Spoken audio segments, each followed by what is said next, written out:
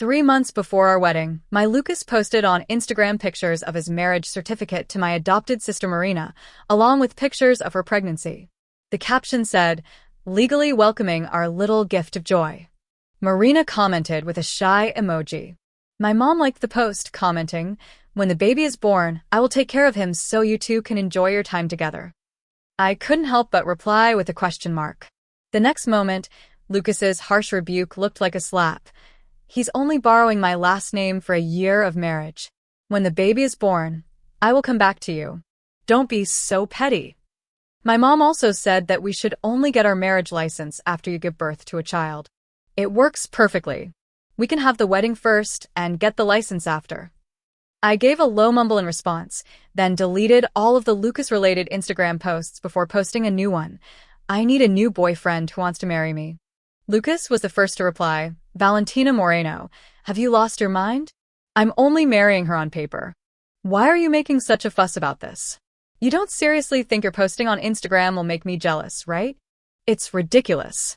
I'm warning you. Stop causing problems for nothing and don't even think about making Marina's life difficult." Marina quickly followed Lucas's comment. "Sister, Lucas is just trying to help our baby be born legally. I'm not going to steal him from you. After you and Lucas get married, my son will be able to call you mom too." My mom scolded me for being ungrateful. "You're going to have a child without going through the pain of childbirth. Marina is doing you a huge favor. You should be grateful to her." Several comments followed from Lucas's friends, all joining in. "You and Marina are sisters, so it doesn't matter which one of you Lucas marries, you're family anyway. What if Marina has him Monday, Wednesday, and Friday and you Tuesday, Thursday, and Saturday?" Everyone was joking and laughing at my expense. I stared at the screen in shock, with tears building up and spilling onto my phone. They were clearly in the wrong, but they had the audacity to blame me. How ridiculous. These people didn't deserve my tears. I wiped my eyes hard and scruffed at the mess of comments. One stood out from the rest. It was from Tomas White. "Can I be your new boyfriend?" Tomas and I grew up together. After graduating from college, I stayed in the city while he chose to study abroad. We had avoided each other ever since I started dating Lucas in college. It had been years since we last talked. While I was thinking about this, Tomas called me directly. "Valentina, I've liked you for a long time, you know. I've always hated your adopted sister, so I would never have anything to do with her. I don't have a ton of shady friends either. These past few years I've been focusing on my career and haven't dated anyone." While I was talking, I suddenly received a contract. When I opened it, I saw it was the transfer of rights to all of his assets and shares. While I was still in shock, Tomas nervously said, "Valentina, this is all the sincerity I have to offer. Would you give me a chance?" My nose was itching with excitement. I suddenly remembered when we were kids. Our teacher rewarded us with 2 candies that Tomas adored. He clearly wanted them but didn't eat a single one. He kept both for me. He had always given me his utmost sincerity. I choked a little while saying it. "I will love him always" had seemed so elusive. I tried to grab him only to end up hurt and scarred. I had thought being alone would be all right, but my grandma's last wish was to see me married, knowing that someone would take care of me after she was gone. Lucas wasn't worthy, but if the groom was Tomas, I think Grandma would be truly at ease. Tomas's voice was full of joy. "Then I'll finish the job, and I'll come back to marry you in 2 weeks, Valentina. You will wait for me, and you won't change your mind, right?" His tone had a hint of pitiful pleading. It reminded me of when we were kids, and I promised to be his girlfriend when we grew up. I made a sound of agreement. Suddenly, I felt like crying. "Tomas, let's make a pinky promise." After we hung up, my mom pushed open my bedroom door. Where is that sapphire necklace your father left you before he died?" I stayed silent without responding. Mom frowned in disgust. "What's with this attitude? Your sister only thought it was pretty and wanted to borrow it for a few days. Hurry up and get it out. Don't be such a pain." Marina hung on Mom's arm, saying discouraged, "Okay, Mom, sister has never seen me as real family. If she doesn't want to lend it, I won't force her. She wouldn't dare refuse. That necklace belonged to my husband, your father. I'm making the decision to give it to her today." Mom hugged Marina and looked at me sternly. "If you don't hand it over, Don't blame me for doing that. In my room, I looked at her expressionlessly, my smile more painful than crying. The mother who was once sweet and loving in my memories had finally transformed into this face stern and scolding in reality. But anyway, I was about to leave this place forever. I no longer felt like arguing pointlessly with her in silence. I took the sapphire necklace out of its velvet box and handed it to her. Mom smiled satisfied. That's better. Marina is your sister, so you, as the eldest, should let her have the nice things. After Mom left, Marina put the necklace on right in front of me. Sister, don't blame Mom for favoring her. To be honest, this necklace looks better on me. Anyway, just like Lucas, he's more suitable as my boyfriend. What belongs to me, others can never have it. Seeing the smug expression from Marina, I didn't say a word. People like her, the more you get involved, the more they pressure you. I grabbed my bag and walked past her, going down the stairs, completely ignoring her. Brother Mana, why did you push me? Marina suddenly stood in front of me, pretending I had pushed her as I stumbled towards the stairs. I may have despised her, but instinctively I reached out to catch her. After all, falling down more than 20 steps was no joke. Valentina Moreno, evil woman.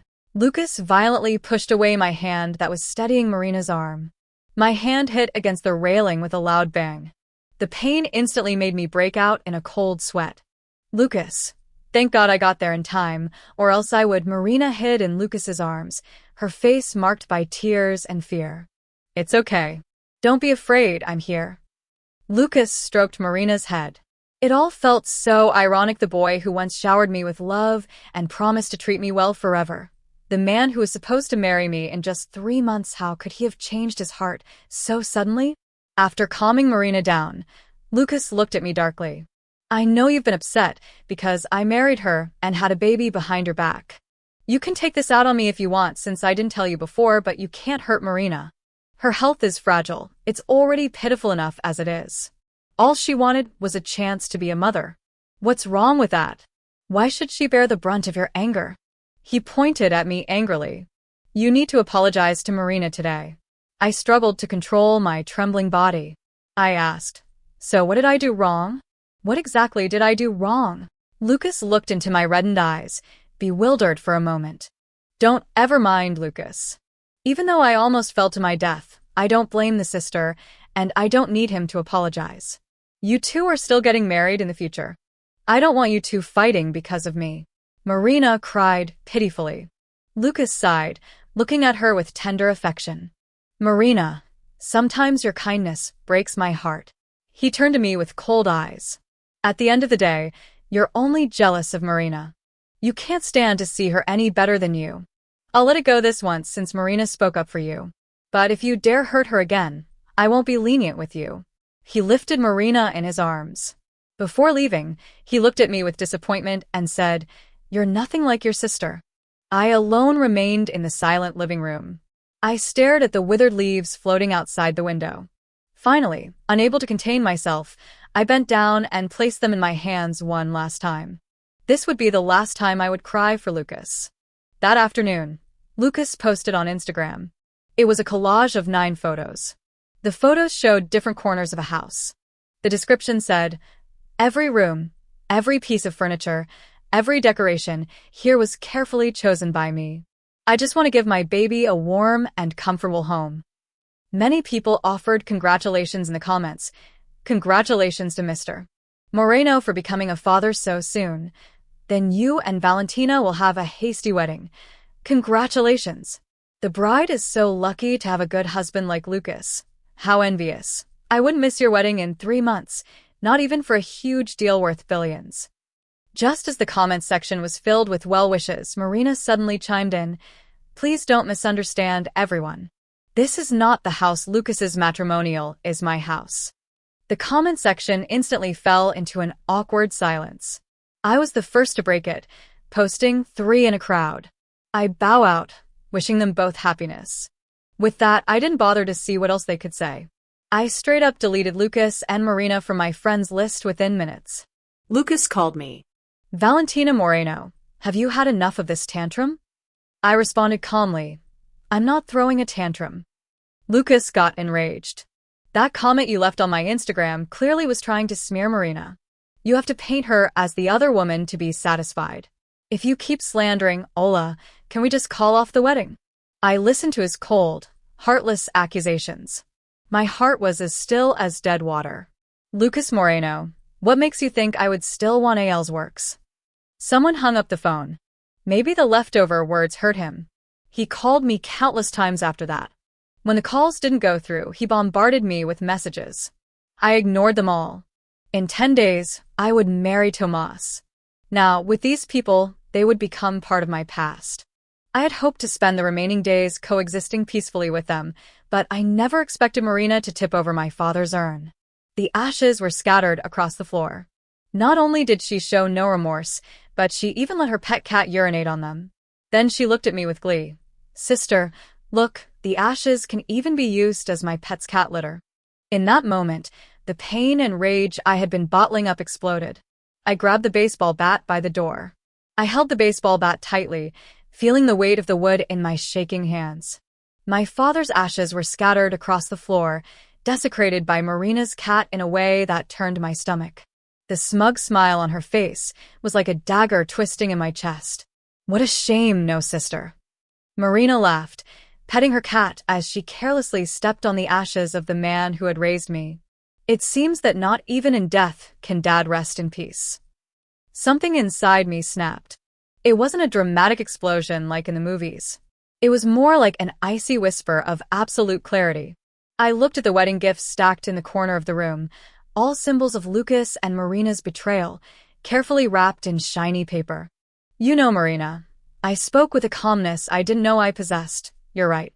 Things really do need a new purpose." The first blow took everyone by surprise. The glass vase Lucas had given Marina shattered with a satisfying sound. Marina screamed, her cat shot out, and I finally felt alive.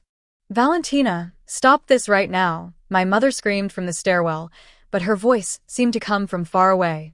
One by one, methodically, I destroyed each gift. The French china set crashed, the antique clock that belonged to Lucas's family smashed. Each piece that broke was a chain snapping, setting me free. Tears streamed down my face, but they weren't from sadness. They were tears of release from years of manipulation and pain, finally finding a way out.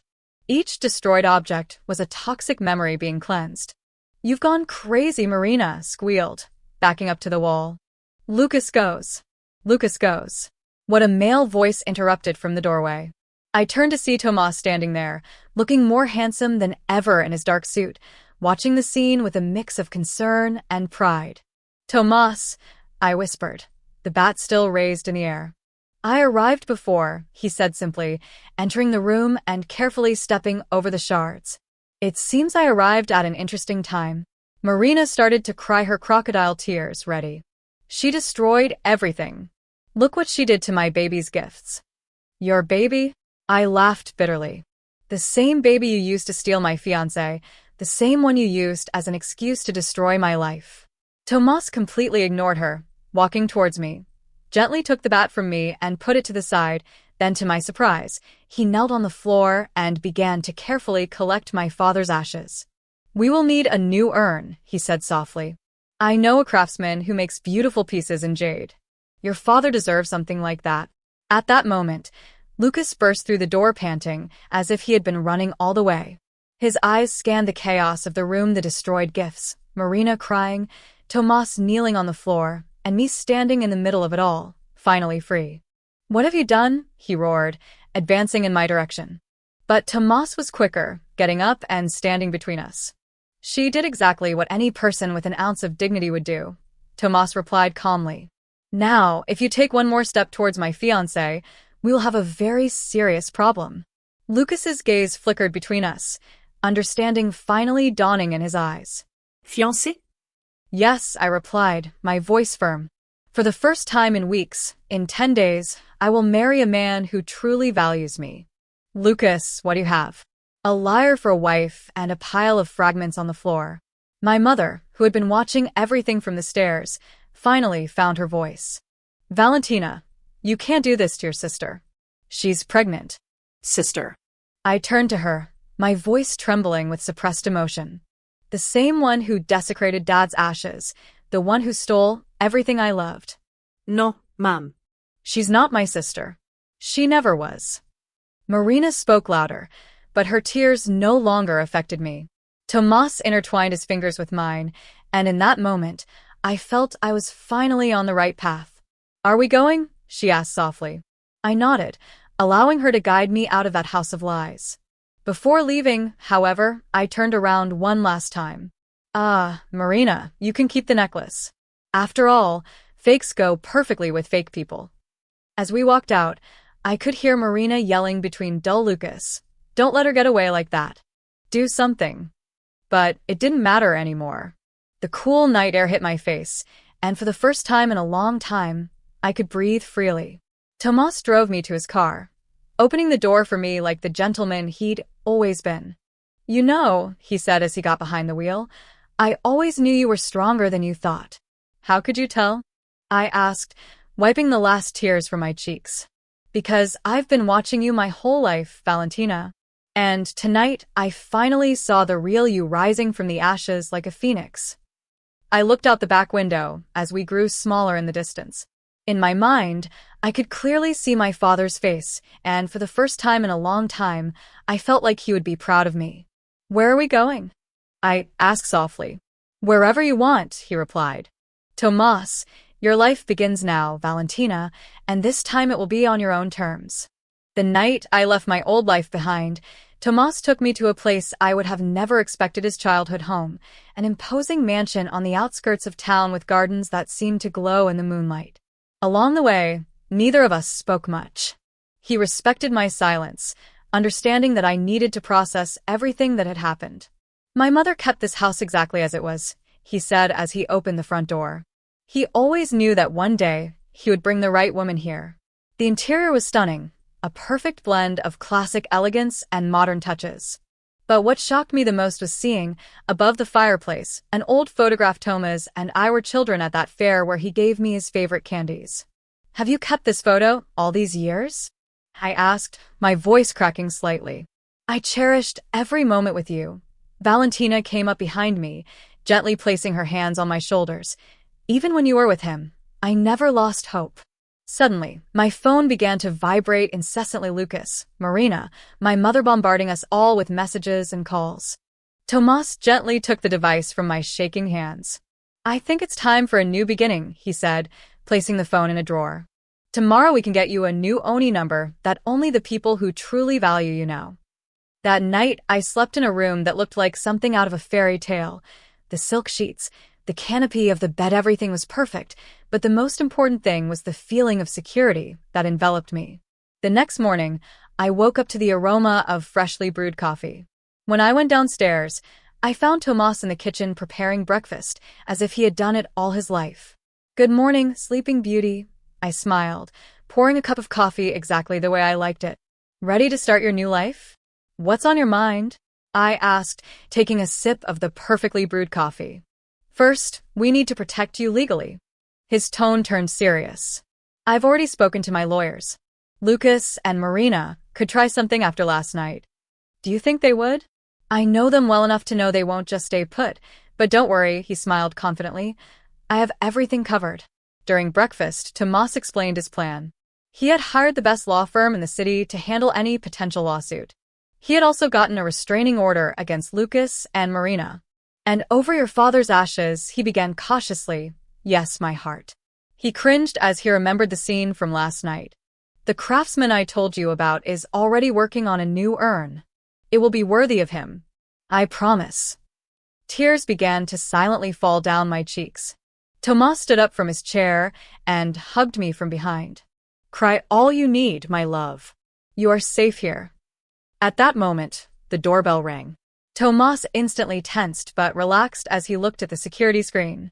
"It's Carmen, my personal stylist," she explained with a mysterious smile.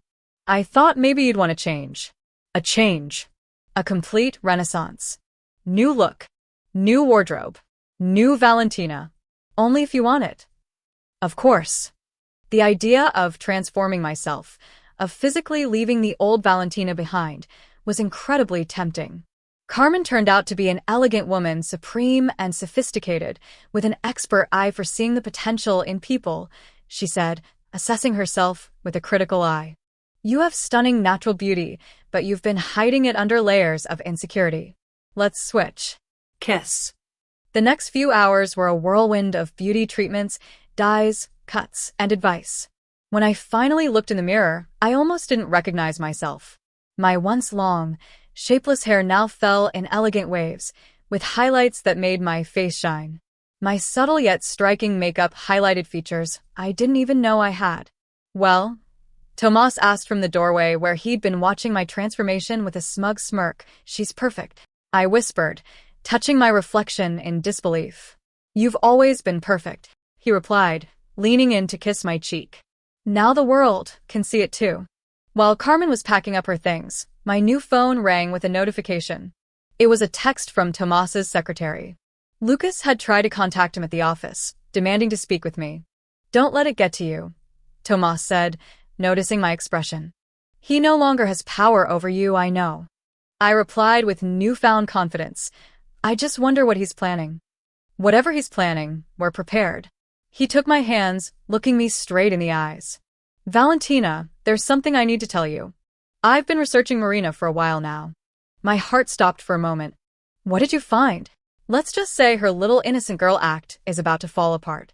But I need you to trust me and let me handle this in my own way.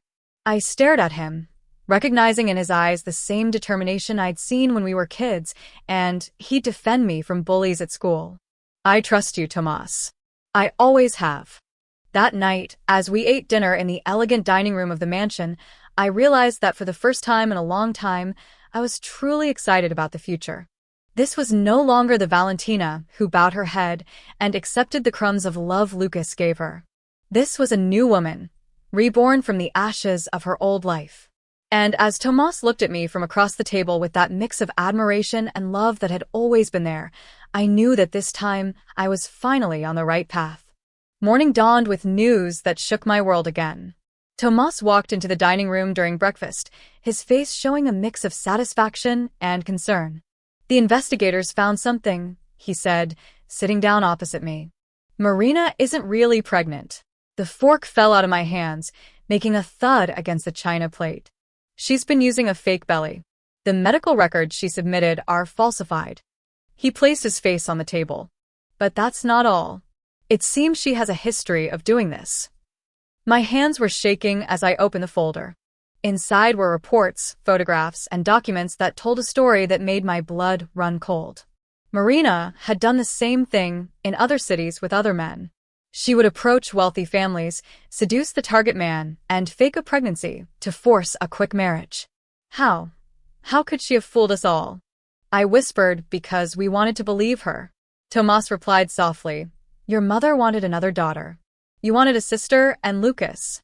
Well, Lucas was always easy to manipulate when it came to his ego. I abruptly got up from the table, needing to move to process everything. Now what? Now Tomas smiled with an expression I'd never seen on him before. We let karma do its work. At that moment, my new phone vibrated. It was a message from my old neighbor. Lucas and Marina were in the hospital. Apparently, Marina had had an accident during her monthly pregnancy checkup. The doctor detected that the pregnancy was fake.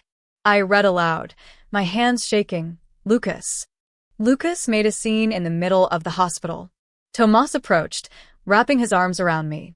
Are you okay? I'm relieved, I admitted, surprised by my own feelings, but I'm also furious. All those times they made me feel guilty. They treated me like I was the bad guy. And now the truth is out, Tomas completed. But this is just the beginning. As if his words were prophetic, my phone started ringing with calls and messages. The news was spreading like wildfire. Marina had been exposed not only for the fake pregnancy, but also for her previous scams. Social media was exploding with the story. Valentina. My mother's voice sounded desperate when I finally decided to answer one of her calls. You have to help us. People are saying horrible things about Marina. Help her. My voice came out as cold as ice. The way she helped me. When she desecrated Dad's ashes. How she helped me. When she stole my fiancé. But she's your sister. No, Mom. She never was. And now everyone can see the truth that I didn't want to see for years. I hung up the phone and turned to Tomas, who was watching me with a mixture of pride and concern. You know what the worst part is? I said, feeling tears build up in my eyes. A part of me still feels guilty for not helping her. That's because you have a genuine heart, he replied, wiping my tears with his thumbs. But sometimes the best help we can give is to let people face the consequences of their actions.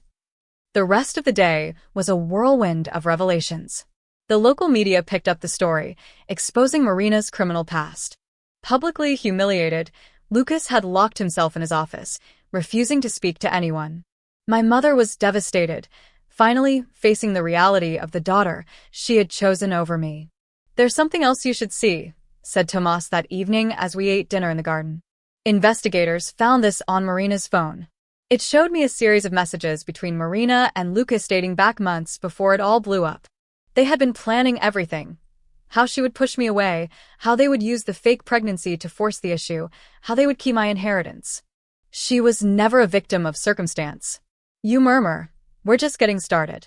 I looked at our intertwined hands, feeling a mix of emotions I couldn't name, pain at the betrayal, relief at the truth, and a strange sense of peace, knowing that finally everything was coming out. What's next?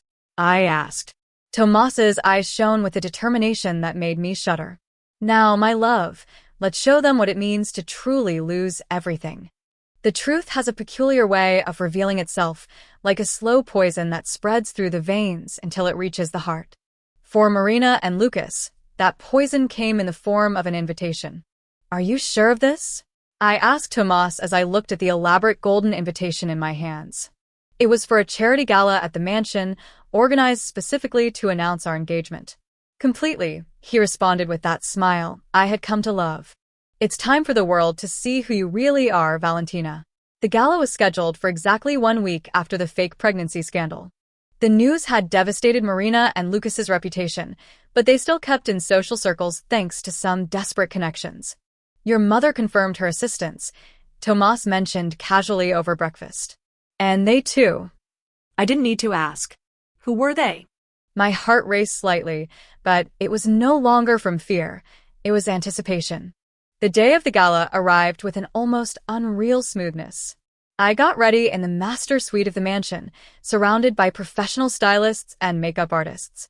The dress that Tomas had specially designed for me was a masterpiece in blood red with gold details that captured the light with every movement. You look like a queen, whispered Carmen, the stylist, as she put the finishing touches on my higher-end avenging queen. The guests began to arrive at dusk. From my window, I could see the luxury cars lining up in the driveway. I saw my mother's car arrive. She arrived alone, looking smaller and more fragile than ever. Then, with a delay calculated to attract attention, Marina and Lucas arrived. It's time, said Tomas, appearing in my doorway. She looked stunning in her black tuxedo, but what captivated me the most was the intensity in her eyes. Ready for your grand entrance? More than ever, the main staircase of the mansion became my personal catwalk. Every step was calculated, every movement rehearsed for maximum effect. Murmurs spread through the room like ripples on a pond when I appeared on the arm of Tomas. Marina, dressed in a sad attempt at elegance, visibly paled. Lucas, at her side, choked on his champagne. My mother, from her corner, brought a hand to her mouth. Good evening, everyone. Tomas's voice echoed through the room. Thank you for joining us on this special evening. The guests gathered around expectantly. Many already knew the story of the scandal, the rumors, but no one expected what would come next. As you know, this gala has a special purpose, Tomas continued. Not only will we announce our engagement, but we will also present the Blanco Foundation's new project. My heart raced. I didn't know this part of it. The Blanco Foundation, he continued, will be dedicated to helping victims of emotional fraud and psychological manipulation. Our first beneficiary is here tonight. Everyone's eyes turned to me, but Tomas wasn't finished. As part of our commitment to transparency, we have prepared a short presentation. The lights dimmed and a giant screen lowered on one of the walls. What followed was a meticulously documented presentation of the crimes of Marina, her previous scams, her false identities, her fake pregnancies, all backed up with irrefutable evidence. "This is defamation," Marina squealed, trying to keep up her facade. "Lucas, do something." But Lucas was paralyzed, watching his own part in the deception being exposed to everyone, the messages, the money transfers, the plans to strip me of my inheritance. "As you can see," I continued, taking the microphone from Tomas, "the real fraud wasn't just the fake pregnancy, it was the systematic manipulation of an entire family." My mother was sobbing quietly in her corner. Marina had started shouting incoherent accusations as Lucas tried to drag her towards the exit. "Oh, and before you go," I added, my voice sweet as poison, "Lucas, you should know that the board of directors of your company is here tonight. I think they'll want to discuss some financial irregularities we found during our investigation." The chaos that ensued was almost cinematic. Marina completely losing control. She tried to lunge at me only to be stopped by security personnel. Lucas watched his business partners back away from him in disgust. He seemed to have aged 10 years in minutes. "Mom." I turned to her. She looked like she wanted to disappear. "The guest room is ready whenever you're ready to talk and to apologize. I'll be waiting." The gala continued, morphing into a celebration of rebirth and justice. The initially scandalized guests soon found themselves applauding my bravery and determination. Later that evening, as the last guests were leaving, Tomas found me on the balcony. "Are you okay?" he asked softly. "Better than okay," I replied, gazing up at the stars. For the first time in my life, I felt completely free. "You know what the best thing is?" he smiled, hugging me from behind. "This is just the beginning." And I was right. Marina and Lucas's downfall was just beginning. In the days to come, the fallout from the gala would ripple out, destroying every aspect of their carefully constructed lives. But that's a whole other story, one that deserved to be told with the same detail and satisfaction as served up the sweetest revenge. "We danced?" Tomas asked, holding out his hand. I took his without hesitation, allowing him to lead me back to the living room. The night was still young, and we had much to celebrate. "By the way," he whispered as we danced, "is there something else you should know about Marina?" The morning after the gala, I woke up with the news that Marina had been admitted to the hospital, not for a physical emergency, but a complete nervous breakdown. The truth had broken her in ways even I hadn't expected. "There's something you need to see," Tomas said over breakfast, sliding a tablet towards me. On the screen was a detailed medical report. Tests revealed something interesting. As I read, I felt the air leave my lungs. Marina, not only had she faked this pregnancy, she'd been lying about her ability to bear children for years. A congenital medical condition had left her sterile from birth. This explained a lot of the gossip she'd used to manipulate her previous victims. "There's more," Tomas continued, his expression serious. "Your mother is here. She's in the garden." I found her sitting by the roses, looking older and more tired than I'd ever seen her. When she saw me, she began to cry. "I'm so sorry, my little girl." So, reaching her trembling hands towards me. I was so blind, so stupid. I sat opposite her, maintaining an emotional distance that I'd never needed with my own mother before. "Why, Mom? Why did you choose her over me?" "Because she reminded me of me when I was young," she confessed through tears. "So lost, so in need of love. I wanted to save her and, in the process, hurt you, who were truly mine." The silence that followed was heavy, loaded with years of pain and resentment. "Marina, she manipulated everything from the start," she continued. "My mother showed me fake documents about her past, made up stories about abuse and abandonment, and too wanted so badly to believe her." "And now?" I asked, my voice softer than I intended. "Now I just want my daughter back," she replied, her eyes pleading. "If you give me another chance, I'll spend the rest of my life making up for it." At that moment, Tomas appeared in the garden, his face showing a mixture of concern and urgency. "Lucas is here," he announced, "and I think you should listen to what he has to say." We found him in the studio, looking completely destroyed, his suit wrinkled, his face unshaven, his eyes bloodshot. "Marina is pregnant," he blurted out as soon as he saw me. "Lucas," I sighed tiredly, "we already know that." No, you don't understand. He interrupted me, running a trembling hand through his hair. She is really pregnant this time. 3 weeks they confirmed it at the hospital. The silence that followed was deafening. Tomas was the first to react. That's impossible, he said firmly. The reports, doctors, clearly show that she can't conceive. It's a miracle then, yelled Lucas, slamming his fists on the desk. But is it real, or maybe, I intervened, an idea forming in my mind. It's not Marina's at all. Lucas looked at me blankly, but I saw the exact moment the realization hit him. The nurse, I whispered, visibly paling. Her nurse friend who was helping her with the fake checkups. Let me guess, Tomas continued, his voice cold as ice. The same nurse mysteriously disappeared a few weeks ago.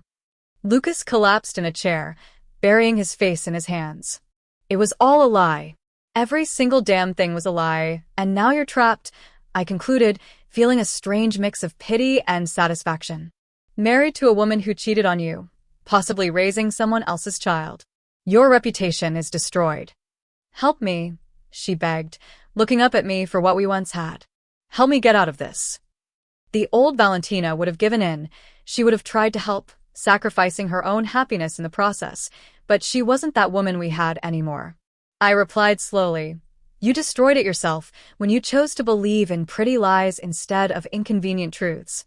Now you have to live with the consequences. You can't be so cruel, exclaimed my mother from the doorway where she had been listening to everything. Cruel? I laughed softly.